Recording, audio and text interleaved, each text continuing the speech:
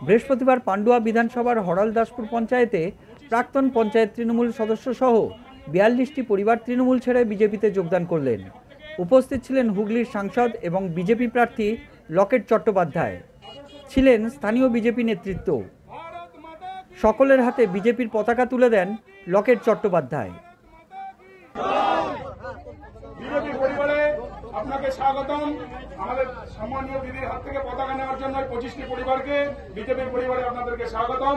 আগামী দিনে আপনাদের সঙ্গে আমরা থাকবো, আমাদের সঙ্গে আপনারা থাকবেন। এই আদর্শে আপনারা অনুপ্রাণিত হয়েছেন। ভারত মাতা কি।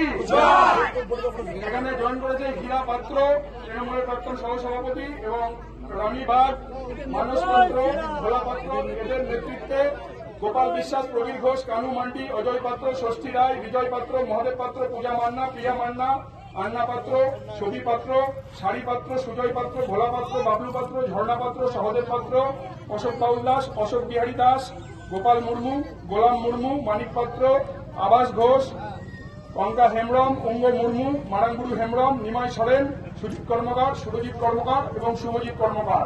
অনেক আদিবাসী ভাই বোনেরাও আছে এবং অনেক SC ST সম্প্রদায়ের ভাই বোনেরাও আমাদের পরিবারের দিকে সামিল হলেন। সকলকে ভারত মাতা কি, ভারত মাতা কি, ভারত মাতা কি। আমরা উত্তরহাল বুথ থেকে বিপুল ভোটে লিড দিয়ে আমাদের লকেট দিকে এখান থেকে জয়যুক্ত করব এবং প্রধানমন্ত্রী নরেন্দ্র মোদী তার সত্য করবো। আরেকবার ভারত মাতা কি, ভারত মাতা কি। News wave India, Hooghly. ঠিক আছে।